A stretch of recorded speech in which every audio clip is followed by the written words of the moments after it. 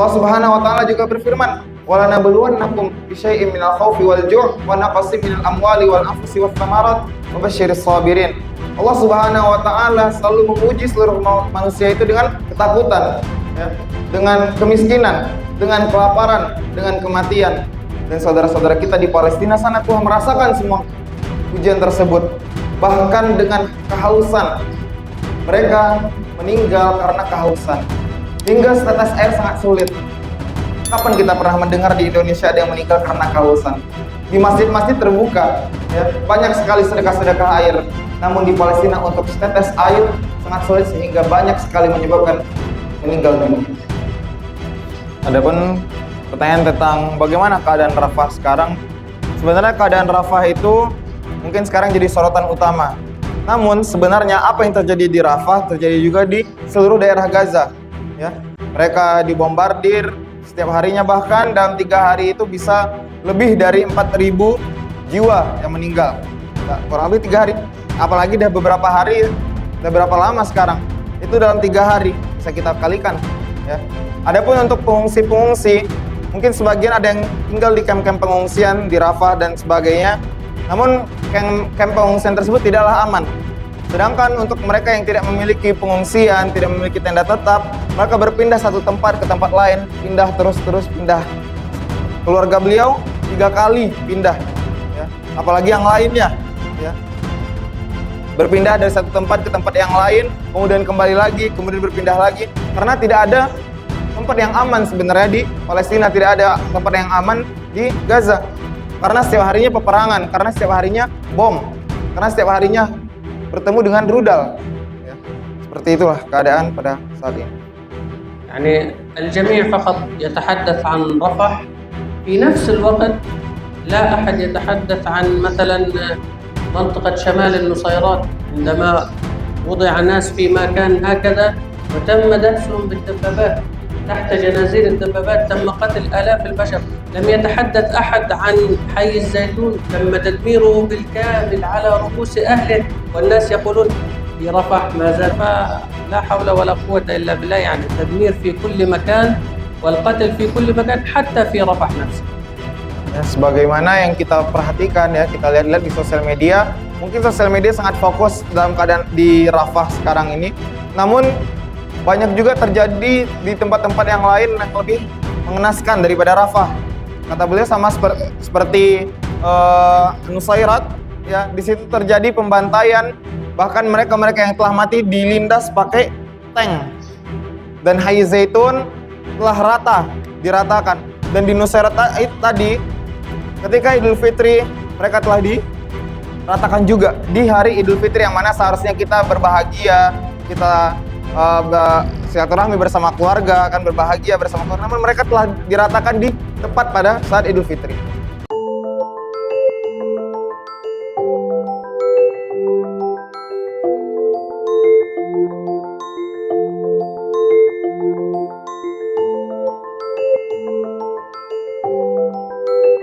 Assalamualaikum warahmatullahi wabarakatuh. Alhamdulillah wassalatu wassalamu ala rasulillahi wa ala alihi wa sahbihi wa man wala. Amma ba'du.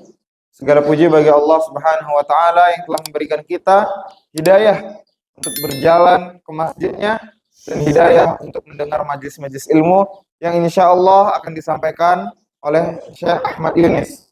Sebelumnya kami dari Yayasan Amal Cinta Al-Aqsa, yang mana kami adalah lembaga yang berfokus untuk memberikan bantuan kemanusiaan untuk saudara-saudara kita di Palestina, untuk membantu saudara-saudara kita di Palestina sana membela, menjaga Masjid Al-Aqsa, yang mana kewajiban tersebut tentu adalah kewajiban seluruh kaum muslimin. Namun pada saat ini masih diwakilkan oleh saudara-saudara kita yang berada di sana. Dan alhamdulillah telah hadir bersama kita, yaitu adalah Syekh Ahmad Yunis. Beliau asli dari Gaza, beliau dari Palestina. Beliau adalah saksi hidup, beliau adalah saksi nyata, dan beliau adalah saksi mata, yang mana beliau, ya, keseharian beliau selama di Gaza fokus di medan jihad dan juga di rumah sakit, sehingga beliau adalah orang yang selalu mengalami getirnya, pahitnya kehidupan di Gaza pada saat ini. Para Syekh, tafadhol mashkur. السلام عليكم ورحمة الله وبركاته. Waalaikumsalam. إن الحمد لله نحمده ونستعينه ونستغفره ونستهديه ونعوذ بالله من شرور أنفسنا وسيئات أعمالنا. إنه من يهده الله فلا مضل له ومن يضلل فلن تجد له وليا مرشدا. وأشهد أن لا إله إلا الله وحده لا شريك له وأن محمدا عبده ورسوله وصفيه من خلقه وحبيبه. أدى الأمانة وبلغ الرسالة ونصح الأمة وكشف الله على يديه الغمة وجاهد في الله حق جهاده حتى أتاه اليقين. صلوات ربي وسلامه على سيد المرسلين وإمام المجاهدين وعلى آله وصحبه أجمعين، وبعد. أيها المسلمون، يقول الله في محكم التنزيل بعد أعوذ بالله من الشيطان الرجيم: سبحان الذي أسرى بعبده ليلا من المسجد الحرام إلى المسجد الأقصى الذي باركنا حوله لنريه من آياتنا إنه هو السميع البصير. نعم أيها المسلمون، إنه المسجد الأقصى المبارك، وإنها أرض فلسطين الطيبة التي جعلها الله مباركة كذلك ببركة المسجد الأقصى المبارك. هي بوابة السماء، والمسجد الأقصى المبارك هو أولى القبلتين وثاني المسجدين وثالث الحرمين الشريفين ومسرى رسول الله صلى الله عليه وسلم، وإنها أرض المحشر والمنشر يوم القيامة. Bismillahirrahmanirrahim. Segala puji bagi Allah Subhanahu wa taala yang telah memberikan kita banyak sekali nikmat. Bahkan nikmat-nikmat tersebut tidak dapat kita hitung. Nikmat bernafas, nikmat hidup, nikmat kesehatan, nikmat kesempatan, nikmat hidayah, ya, yang mana mungkin banyak sekali dari kaum muslimin yang tidak bisa tergerak hatinya untuk datang ke masjid untuk salat subuh, apalagi mendengarkan kajian-kajian. Salat serta salam selalu tercurah kepada Nabi Muhammad sallallahu alaihi wasallam. Allahumma shalli ala nabiyina Muhammad wa ala ali nabiyina Muhammad. Allah Subhanahu wa taala berfirman dalam surah Al-Isra, A'udzu billahi minasyaitonir rajim. Bismillahirrahmanirrahim. Subhanalladzi asra bi'abdihi lailan minal masjidil harami ilal masjidil aqsa alladzi barakna haulahu linuriyahu min ayatina innahu huwas samiul basir. Segala puji bagi Allah Subhanahu wa taala yang telah mengisrakan hambanya, yaitu Nabi Muhammad sallallahu alaihi wasallam dari Masjidil Haram ke Masjidil Aqsa, yang mana Allah berkahi sekitarnya untuk Allah tunjukkan ayat-ayatnya. Sungguhnya Allah Maha melihat, Maha mendengar dan Maha melihat. Insyaallah pada kesempatan hari ini kita akan berbicara, kita akan membahas tentang Masjidil Aqsa. Kita akan membahas seputar Palestina, yang mana Allah Subhanahu wa taala jadikan Masjidil Aqsa adalah kiblat pertama kaum muslimin sebelum Allah Subhanahu wa taala tunjuk untuk berpindah ke Ka'bah. Kemudian Masjidil Aqsa juga adalah masjid kedua di muka bumi yang Allah Subhanahu wa taala tunjuk setelah Masjidil Haram. Dan Masjidil Aqsa juga merupakan tanah ketiga, tanah haram bagi kaum muslimin. ففي ليلة الإسراء والمعراج، هذه الليلة المباركة التي جعل الله منها معجزة للنبي صلى الله عليه وسلم، يشاء الله عز وجل أن يسري به ليلا إلى المسجد الأقصى المبارك من المسجد الحرام، وذلك ليفرض الله عليه الصلاة في هذه الليلة الطيبة، حيث كانت أولى الصلوات على المسلمين على أرض المسجد الأقصى المبارك، حيث صلى النبي المصطفى صلى الله عليه وسلم إماما بجميع الأنبياء والمرسلين الذي يزيد عددهم عن 300,000 نبي ورسول، كلهم اجتمعوا على أرض المسجد الأقصى المبارك، وصلى بهم النبي صلى الله عليه وسلم إماما، لذلك سمي إمام الأنبياء والمرسلين. وكذلك أمر الله تعالى النبي صلى الله عليه وسلم أن يتخذ من المسجد الأقصى المبارك قبلة له وللمسلمين، فقد كان قبلة المسلمين الأولى، وصلى إليه النبي وصحابته الكرام ما يزيد عن 18 شهرا قبل أن تتحول القبلة إلى البيت الحرام. Masjidil Aqsa, Allah Subhanahu wa taala perintahkan Nabi Muhammad sallallahu alaihi wasallam untuk menjemput salat 5 waktu dari Masjidil Haram ke Masjidil Aqsa, kemudian mi'raj ke Sidratul Muntaha.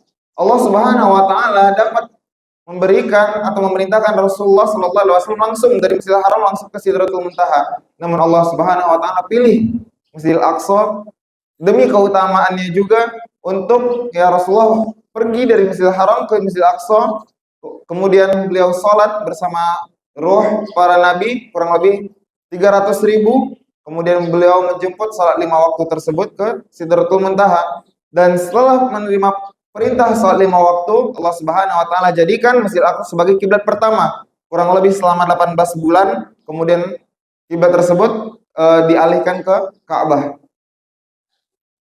إن المسجد الأقصى المبارك ليس بمسجد حديث الوجود، أو ليس بمسجد وجد مع وجود الإسلام ومع رحلة الإسراء والمعراج، بل إنه ثاني مسجد وضعه الله على هذه الأرض حينما خلقها، حيث سئل النبي صلى الله عليه وسلم عن أي المساجد وجد أولا، قال البيت الحرام، ثم سئل من بعده يا رسول الله، قال المسجد الأقصى المبارك، وبينهما 40 سنة.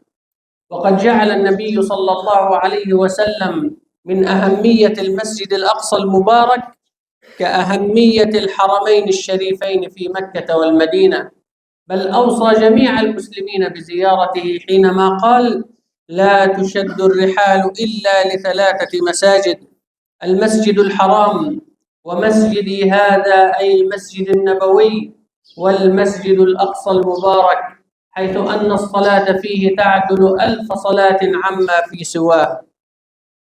Kemudian Masjidil Aqsa juga merupakan tanah haram ketiga bagi kaum muslimin, ya. Sampai Rasulullah Shallallahu alaihi wasallam bersabda, tidak diperkenankan untuk bersusah-susah, untuk bersungguh-sungguh melakukan perjalanan kecuali pada 3 masjid. Yang pertama adalah Masjidil Haram, yang kedua adalah Masjid Nabawi, yang ketiga adalah Masjidil Aqsa. Sehingga ya dalam kedudukannya dalam Islam, Masjidil Aqsa itu setara seperti Masjidil Haram dan Masjidil Aqsa. Bahkan keutamaan Masjidil Haram, Masjidil Aqsa ini bukan hanya setelah Nabi Muhammad diutus, namun sejak sebelum Nabi Muhammad diutus. Karena Rasulullah Shallallahu alaihi wasallam pernah ditanya oleh para sahabat, "Wahai Rasulullah, apakah masjid yang pertama kali Allah tunjuk, Allah pilih sebagai masjid?"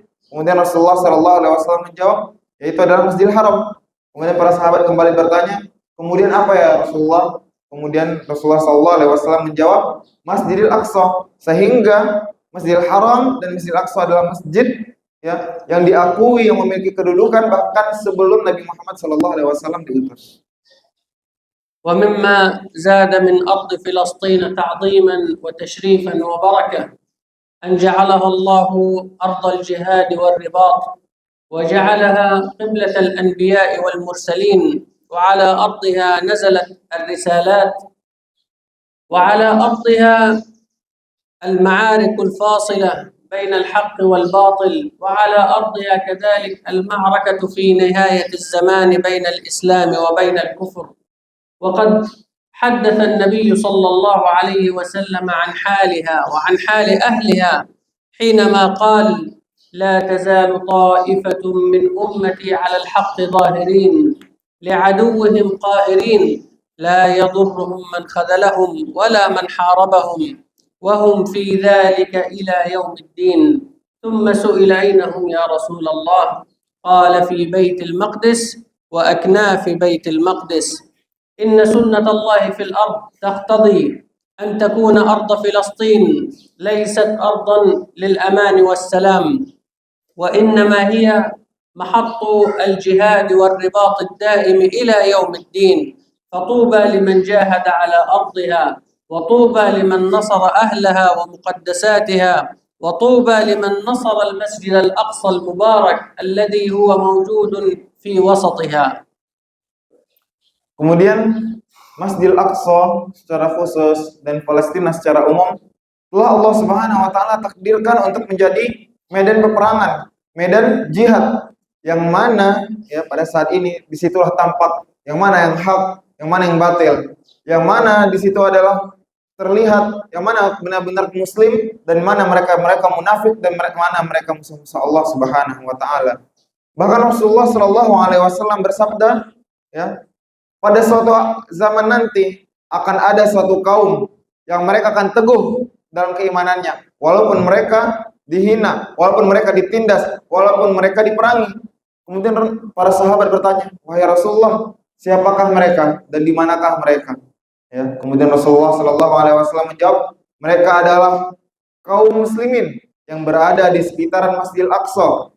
Mereka adalah kaum muslimin yang berada di sekitar Baitul Maqdis.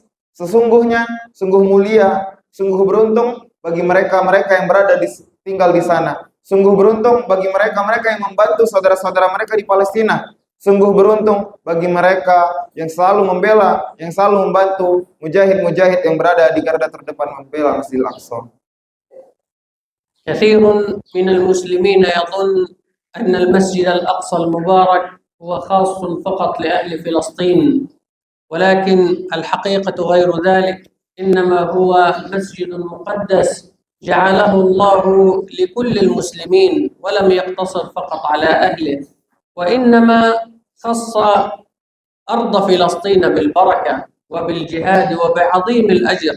وعندما سأل أصحاب النبي صلى الله عليه وسلم قالوا: يا رسول الله، كيف ننصر المسجد الأقصى المبارك ونحن بعيدون عنه ولا نستطيع أن نأتيه؟ قال: يكفي أن ترسلوا له زيتا لتنيروا مصابيحه، فمن فعل ذلك فكأنما أتاه.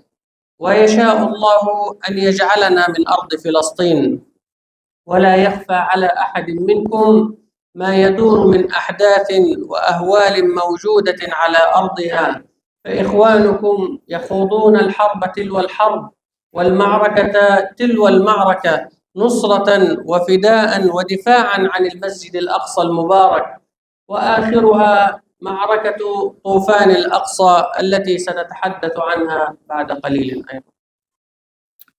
Tidak sedikit bagi kaum muslimin yang berpikir bahwa Masjidil Aqsa adalah kewajiban rakyat Palestina.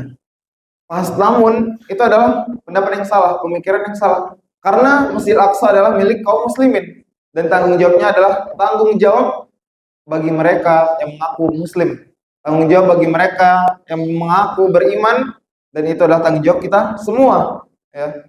Yang mana Rasulullah Shallallahu Alaihi Wasallam setelah menjelaskan keutamaan-keutamaan Masjidil Aqsa dan memerintahkan para sahabat untuk mendatanginya dan membantu Masjidil Aqsa, kemudian para sahabat bertanya, wahai Rasulullah, bagaimana kami bisa mendatangi Masjidil Aqsa? Bagaimana kami bisa membantu Masjidil Aqsa sedangkan kami jauh? Ya. Kemudian Rasulullah Shallallahu Alaihi Wasallam menjawab bahwa cukup kalian kirimkan minyak untuk diterangi Masjidil Aqsa tersebut. Artinya apa? Jika kita tidak bisa datang dengan jiwa kita, tidak bisa datang dengan raga kita, tidak bisa kita taruhkan nyawa kita, setidaknya kita dapat memberikan apa yang kita bisa, baik itu dengan harta, dan itu adalah utama, yang kedua setelah nyawa, ataupun dengan doa. Inna jawlat as-sira' wal ma'arik bainana wa bain a'da'i Allah al-yahud la tatawaqqaf wa la tantahi. Wa 'ala marr al-a'wam تتزايد هذه الصراعات وهذه الحروب، وكلها متعلقة بالمسجد الأقصى المبارك.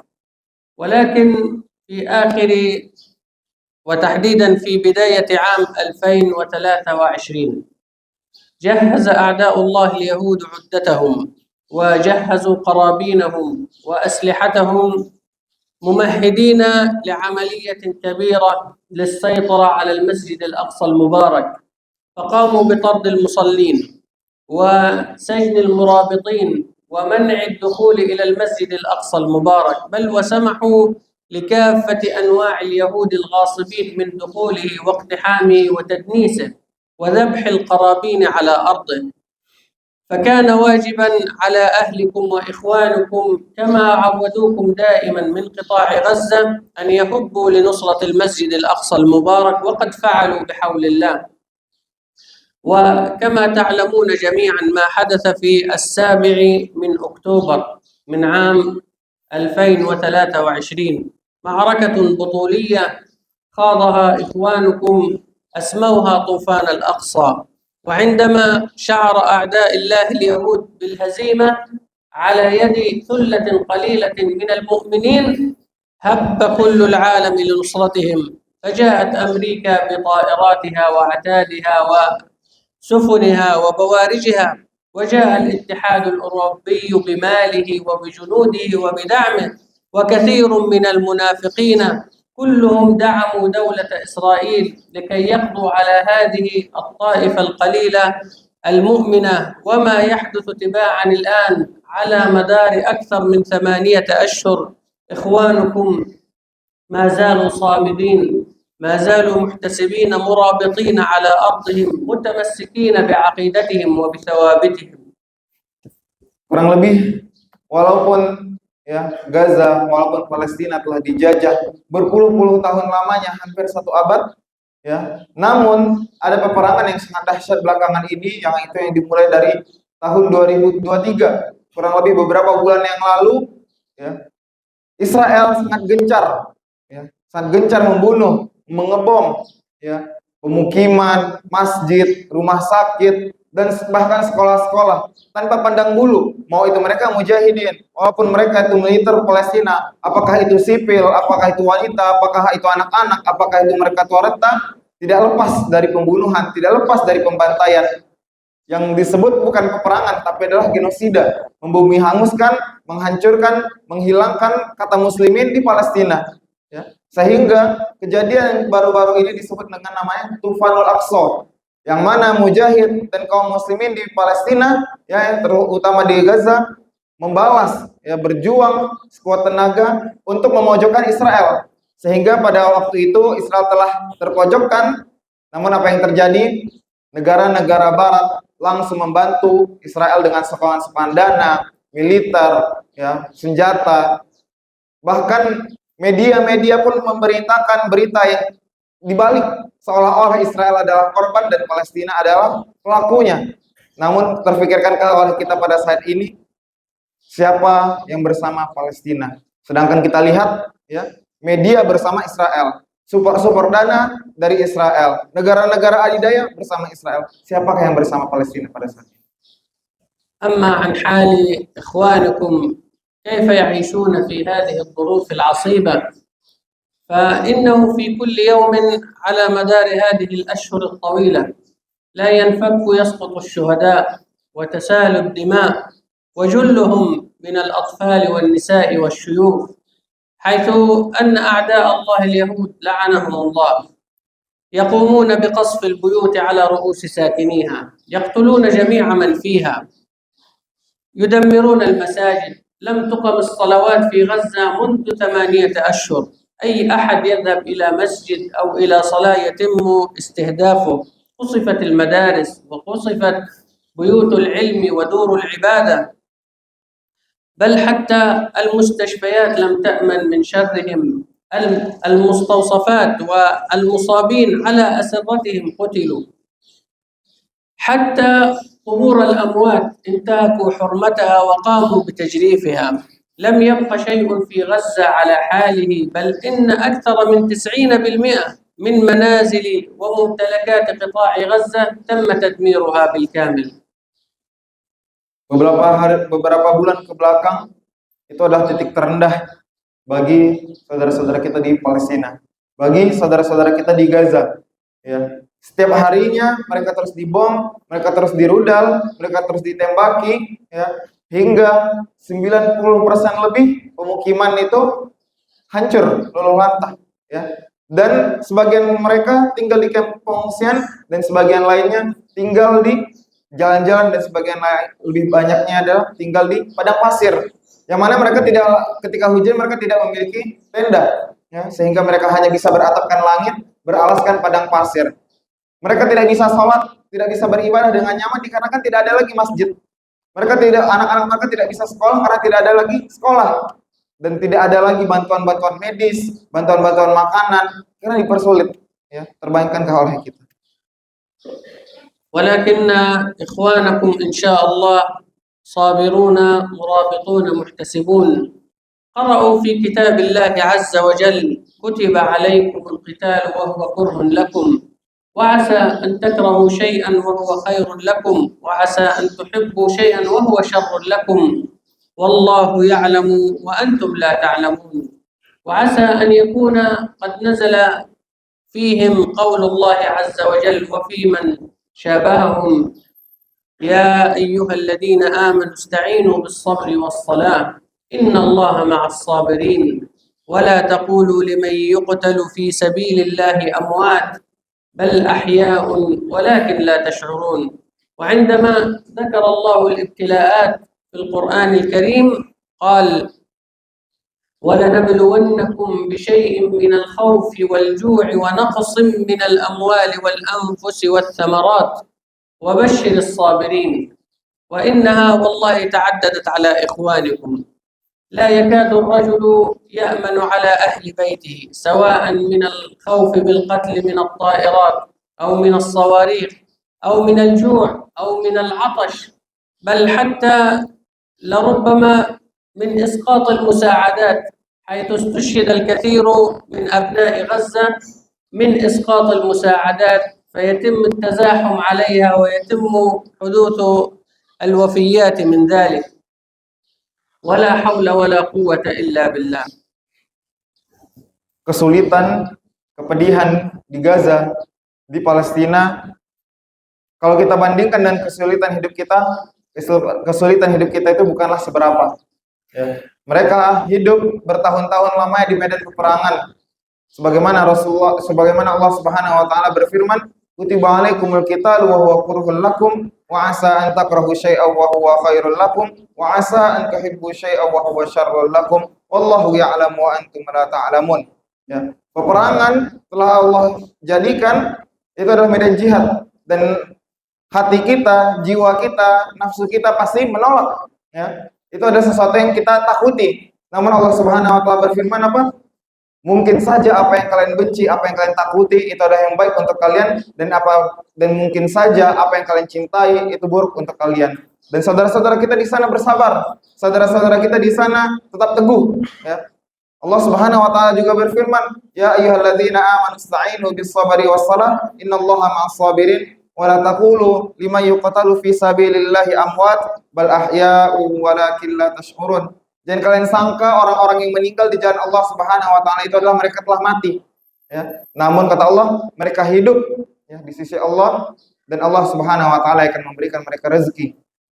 Bahkan mereka, saudara-saudara kita di Gaza, saudara-saudara kita di Palestina, mereka telah diuji oleh Allah Subhanahu wa taala dengan semua cobaan yang Allah sebutkan dalam Al-Qur'an. Allah Subhanahu wa taala juga berfirman, "Wala nabluwannakum bisyai'in minal khaufi wal ju' wa naqsin minal amwali wal anfusi wath thamarat wa basyiris sabirin." Allah Subhanahu wa taala selalu menguji seluruh manusia itu dengan ketakutan, ya, dengan kemiskinan, dengan kelaparan, dengan kematian.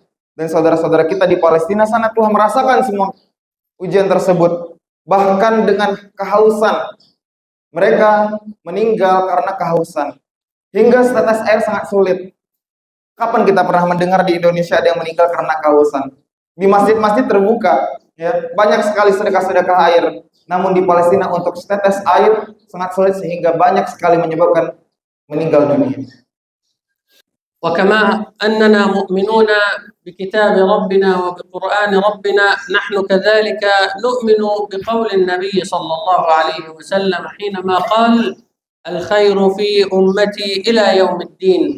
وأذكركم بحديث النبي صلى الله عليه وسلم حينما قال مثل المؤمنين في توادهم وتراحمهم وتعاطفهم كمثل الجسد الواحد إذا اشتكى منه عضو تداعى له سائر الجسد بالسهر والحمى.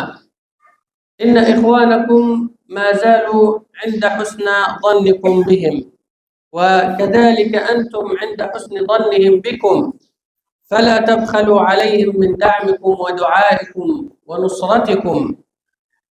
وما سيعرض في الفيديو بعد قليل لهو قليل عما يحدث في غزة، وهي صورة مصغرة عن أهوال يعيشها إخوانكم هناك. فتذكروا قول النبي صلى الله عليه وسلم: لا يضرهم من خذلهم ولا من حاربهم، هم مستمرون في جهادهم لن يتوقفوا. هذه سنة الله إلى أرض فلسطين ومن يسكن على أرض فلسطين، جهاد ورباط مستمر لا يتوقف. فأسأل الله العلي العظيم أن يجعلني وإياكم من الذين يستمعون القول فيتبعون أحسنه. هذا وبارك الله فيكم، والسلام عليكم ورحمة الله وبركاته. Kemudian sebagaimana Allah Subhanahu wa taala memberikan cobaan-cobaan kepada saudara-saudara kita di Palestina, kepada saudara-saudara kita di Gaza, Rasulullah Shallallahu alaihi wasallam juga bersabda ya tentang keadaan kita. Seharusnya bagaimana kita menanggapi keadaan tersebut adalah Rasulullah Shallallahu alaihi wasallam pernah bersabda bahwa keadaan kaum muslimin dan kaum muslimin lainnya sama seperti satu tubuh. Jika satu merasakan sakit, satu anggota tubuh merasakan sakit, seluruh jasad akan merasakan sakit. Ya, pertanyaannya pada saat ini adalah apakah kita kaum muslimin tersebut?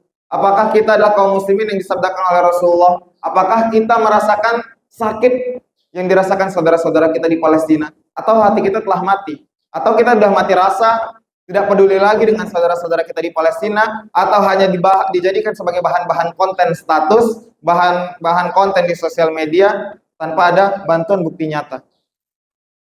Oleh karena itu, ya, kepada bapak-bapak, ibu-ibu, kaum muslimin, kami memberikan kesempatan untuk bertanya secara langsung kepada Syekh, mungkin terkait situasi bagaimana keluarga beliau. Beliau datang ke Indonesia di sini, ya, meninggalkan anak beliau, meninggalkan istri beliau, ya, meninggalkan istri beliau, meninggalkan anak-anak beliau, hadir bersama kita untuk menjadi bukti nyata, menjadi saksi mata, ya, bagaimana keadaan saudara-saudara kita di Palestina. Kami persilakan untuk bapak-bapak atau ibu-ibu yang ingin bertanya kepada Syekh. Silahkan. Ada bapak-bapak? Silahkan. Sebelum insya Allah habis ini kita akan ada penayangan video dan penggalangan dana serta doa bersama.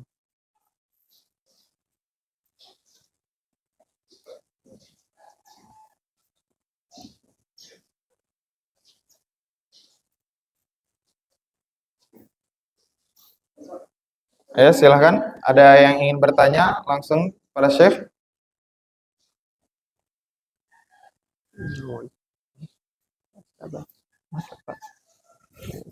Oh ya.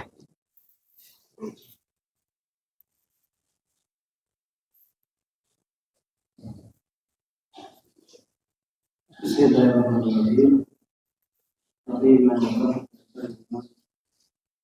Para pejuang yang sekarang ini berjuang di Palestina, telah mereka dijemput di Gaza, sekarang dijemput di Rafah. Yang saya tanyakan bagaimana kondisi para pejuang ini. Yang kedua, bagaimana dengan para pengungsi yang tidak ada tempat untuk mengungsi, bagaimana kondisi mereka. Ya, assalamualaikum warahmatullahi wabarakatuh. وطبعا نجحت إسرائيل بمساعدة كل وسائل الإعلام العالمية والبروباغندا العالمية بجعل قضية قطاع غزة فقط مقتصرة في رفح. يعني الجميع يسأل ماذا يحدث في رفح، كيف حال الناس في رفح، كيف، مع أنه قطاع غزة بالكامل يتعرض للدمار بشكل يومي، يتعرض للحرب بشكل يومي، يتعرض للتهجير القسري والقتل بشكل يومي، وليس فقط رفح.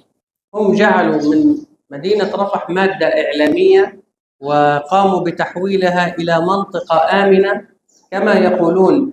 وفي الحقيقة لا يوجد أي أمان في أي مكان. في ليال متعددة، يعني في رفح نفسها المنطقة الآمنة التي يتكلمون عنها، سقط أكثر من 4000 شهيد في 3 أيام في عمليات مستمرة للجيش بدون أي توقف. الناس في غزة يعني خلاص، أينما يحدث عمليات للجيش أو معارك بين المقاومة وبين الجيش الإسرائيلي، ينزحون من منطقة إلى أخرى، ثم يعودون إلى هنا ثم إلى هنا، يعني يتنقلون بالاستمرار. يعني الواحد فينا، أنا عن نفسي عائلتي نزحت أكثر من 3 مرات، من هنا إلى هنا إلى أي منطقة بعيدة عن القتال طلبا للأمان. وفي الحقيقة لا يوجد أي مكان آمن، يعني يتم القصف بشكل متتالي حتى إلى خيم النازحين والمناطق التي يقولون عنها آمنة.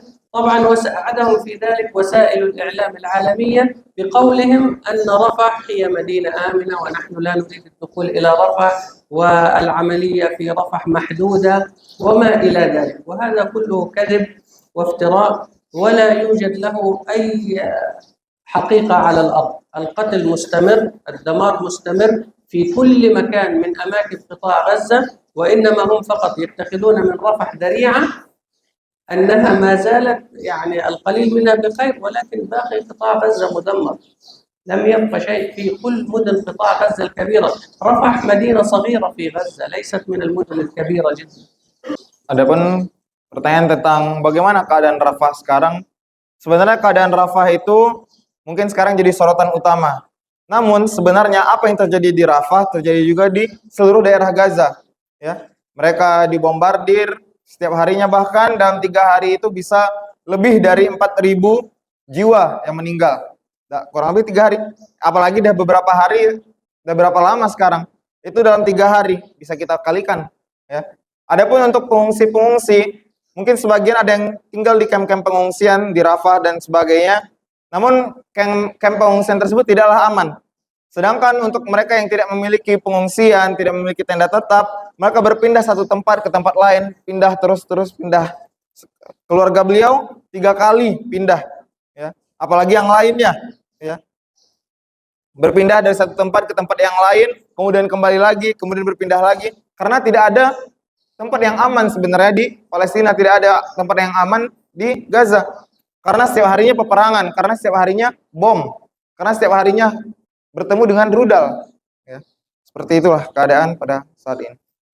يعني الجميع فقط يتحدث عن رفح، في نفس الوقت لا أحد يتحدث عن مثلا منطقة شمال النصيرات، عندما وضع ناس في مكان هكذا وتم دهسهم بالدبابات تحت جنازير الدبابات، تم قتل آلاف البشر.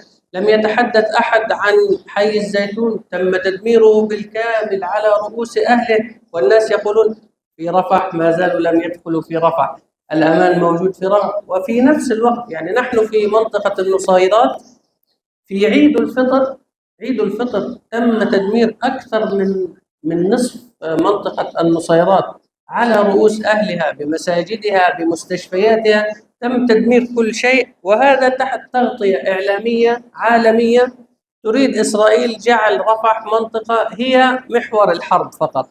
أما باقي غزة فلا حول ولا قوة إلا بالله، يعني التدمير في كل مكان والقتل في كل مكان حتى في رفح نفسه. Ya, sebagaimana yang kita perhatikan, ya, kita lihat-lihat di sosial media, mungkin sosial media sangat fokus dalam keadaan di Rafah sekarang ini. Namun banyak juga terjadi di tempat-tempat yang lain yang lebih mengenaskan daripada Rafah. Kata beliau sama seperti Nusairat, ya, di situ terjadi pembantaian, bahkan mereka-mereka yang telah mati dilindas pakai tank. Dan Hai Zaitun telah diratakan. Dan di Nusairat tadi, ketika Idul Fitri, mereka telah diratakan juga di hari Idul Fitri, yang mana seharusnya kita berbahagia, kita silaturahmi bersama keluarga, akan berbahagia bersama keluarga, namun mereka telah diratakan di tepat pada saat Idul Fitri. Hamas Mana? perlawanan. Al-Mujahidin. Ya, هو يعني المجاهدين نسأل الله يعني أن يحفظ المجاهدين بشكل دائم. يعني المجاهدين الحمد لله لهم خطتهم ولهم استراتيجيتهم في القتال، وهم مستمرون في ذلك والحمد لله، ويستطيعون أن يعطوا ضربات جيدة للقوات الإسرائيلية المتواجدة. وهذا ربما يعني لعله تطبيقا لقول الله عز وجل، يعني قاتلوهم يعذبهم الله بأيديكم ويخزيهم وينصركم عليهم، والأهم من ذلك ويشفي صدور قوم مؤمنين. يعني أنت لا ترى فرحة الناس في غزة، في كل فيديو في كل لقطة يظهر فيها قتل لليهود يتم خروج الناس في الشوارع مهللين مكبرين سعيدين، برغم كل الجراح، برغم كل القتل، برغم كل التدمير، ولكن ضربة واحدة من مجاهد الكل يقف لها إجلالا واحتراما وتكبيرا وشكرا لله عز وجل على هذا الفضل وهذا المنة، وهي منة المقاومة والجهاد في سبيل الله. الحمد لله. Dan bagaimana posisi mujahid-mujahid di sana, ya mereka tetap terus berjuang, mereka tetap terus melawan, ya. Setiap ada kemenangan kecil, mereka selalu merayakannya. Mereka keluar ke jalan-jalan berteriak Allahu Akbar, bertakbir.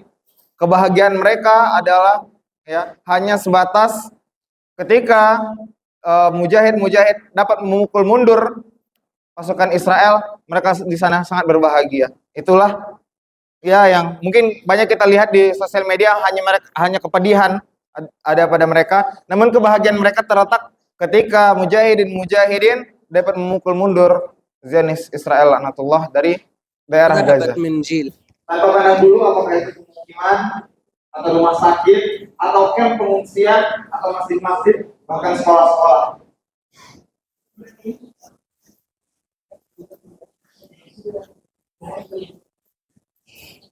Bahkan setiap harinya ya, nyawa selalu melayang. Orang tua harus siap kehilangan anaknya dan anak-anak harus siap menjadi yatim piatu.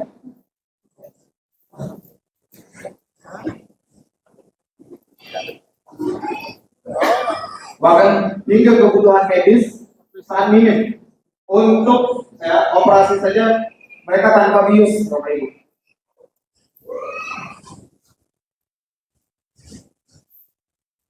Nah, dan ini adalah kejahatan perang, yang mana mereka berperang menggunakan fosfor putih. Yang mana fosfor putih itu dalam peraturan internasional tidak boleh dilakukan, tidak boleh dijadikan senjata karena sangat berbahaya. Yang mana dia tidak akan padam apinya walaupun kita siram menggunakan air. Ya. Kita siram pakai air, itu malah tambah gede api. Itu mereka menggunakan fosfor putih. Ya.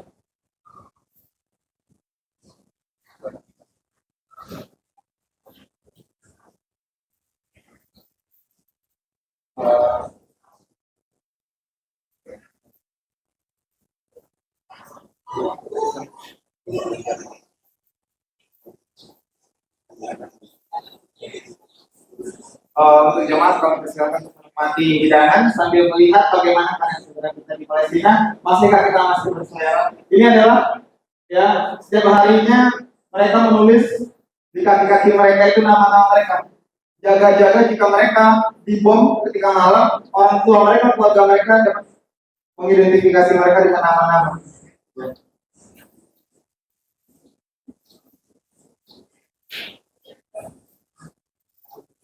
Sambil menikmati hidangan, ada di belakang telah disiapkan, dan juga kita menikmati video kali ini. Ya, untuk bapak-bapak dan ibu-ibu, jangan kita hanya menonton, jangan kita menyaksikan hanya dengan mata kepala kita, jangan hanya sebagai tonton dan belakang, namun mari kita gunakan hati nurani kita, mari kita gunakan keimanan kita, tegakah kita apa yang terjadi di Palestina pada saat ini, ya. Bahkan ini adalah anak-anak kita, anak-anak kaum muslimin di Palestina, yang mana mereka tidak lagi memiliki tempat tinggal, tidak lagi memiliki orang tua, mereka tidak memiliki tenda pengungsian, sehingga mereka harus tidur di atas padang pasir, gelapnya malam, dan musim dingin pada saat ini. Ya.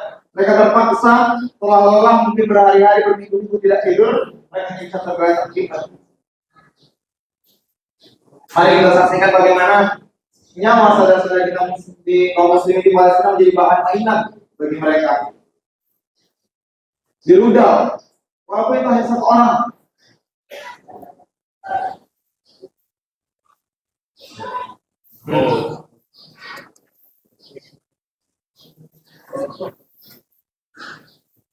Masih kan kita bisa santai, merasa santai. Melihat saudara-saudara kita dibunuh, digenosida, dibumi hanguskan. Ya. Dan ini adalah camp pengungsian yang jauh dari kata layak, ya.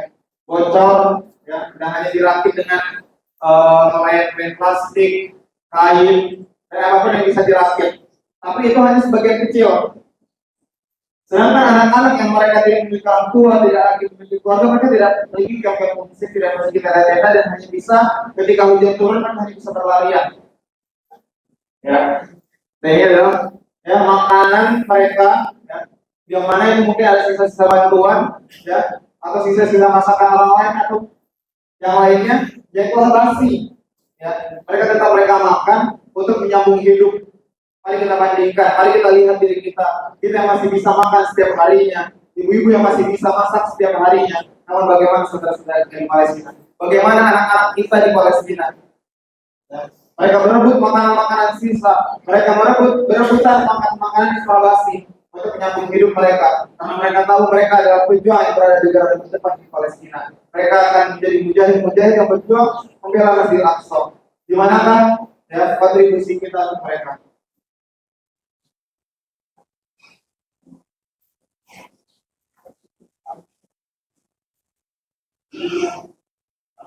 Sehingga ketika bantuan-bantuan yang datang, ternyata bantuan yang datang itu sangat sedikit, Bapak Ibu. Ya. Dikarenakan mungkin banyak sekali orang yang mengira bahwa bantuan sekali itu sangat cukup, namun tidak. Ya. Ini adalah anak-anak yang kekurangan gizi, ya. Bahkan makan rumput, Bapak Ibu. Ya. Terbayangkan oleh kita makan rumput atau anak-anak kita makan rumput. Ya. Kan tidak ada semua makanan yang bisa dimakan. Bahkan kaktus, ya, kaktus yang kita tahu di situ ada duri, mereka makan bahkan dengan durinya.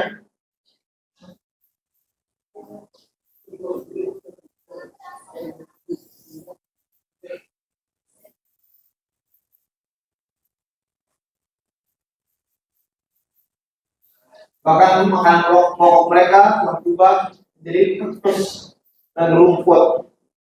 Sehingga kami ya, dari Yayasan Amal Cipta Al-Aqsa, yang mana kami adalah lembaga yang menyalurkan bantuan kemanusiaan, yang mana kami tidak pernah lelah berpindah dari satu tempat ke tempat yang lain, dari masuk satu ke masjid yang lain, dari kota satu ke kota yang lain untuk mengumpulkan donasi-donasi untuk saudara kita di Palestina. Ya. Bahkan kami mendatangkan syekh yang jauh dari Gaza, yang jauh dari Palestina, untuk menjadi saksi bahwa kami telah menyalurkan, kami telah membantu menyalurkan sedekah Bapak dan Ibu untuk saudara-saudara kita di Palestina. Ya, seperti yang kita tahu tadi, air di sana sangat susah, air sangat minim, sehingga kami menggalikan sumur yang sangat dalam. Kami memberikan bantuan air, diapers atau pampers, dan bantuan medis. Ya. Oleh karena itu, Bapak-bapak dan Ibu-ibu yang dirahmati Allah Subhanahu wa Ta'ala, ya, kehidupan saudara kita di sana bukan hanya 1 hari, 2 hari. Namun setelah hampir 1 abad, bahkan hingga hari yang tanpa kita ketahui kapan akan berakhir perang ini. Terpikirkan oleh kita bagaimana mereka makan, bagaimana mereka menyambung hidup. Ya. Apakah hati kita telah mati? Kita setiap harinya bisa makan dengan enak, kita masih bisa menyaksikan anak-anak kita bermain. Namun bagaimana mereka? Bukankah kita sesama Muslim? Bukankah Rasulullah telah bersabda bahwa Muslim satu dan Muslim lainnya, jika satu merasa sakit, yang lain juga merasa sakit. Masihkah kita merasa pantas disebut sebagai kaum muslimin? Masihkah kita merasa pantas kita mengaku beriman? Namun ketika kita melihat bagaimana keadaan saudara kita di Palestina, kita hanya bisa terdiam. Kita hanya bisa menjadikan yang konten belaka. Kita hanya bisa menjadikan status-status agar dilihat orang. Ya, tidak ada lagi kita yang membantu dengan real, dengan bantuan yang jelas. Ya. Jika kita memiliki harta, kita telah lelah mengumpulkan harta-harta kita, rezeki-rezeki kita, namun banyak sekali hanya habis di dunia. Oleh karena itu kami datang sebagai peluang Bapak dan Ibu untuk menginfakkan rezeki terbaik infak terbaik untuk Bapak dan Ibu. Ya. Kami membutuhkan nominal yang sangat banyak. Bahkan, ya, kalau boleh tahu di Bali beras 1 kilo berapa? Harganya? 13.000 sampai 15.000 ya. 1 kilo 13 sampai 15.000. Kalau di Palestina 1 kilo tepung tahukah berapa harganya Bapak Ibu? 1.500.000 untuk 1 kilo. Makanya kita tidak heran jika mereka makan kaktus, tidak heran ketika mereka makan rumput. Karena nominal harga di sana sangat mahal dan kalian membutuhkan nominal tertentu untuk mencukupkan kebutuhan saudara kita di Palestina.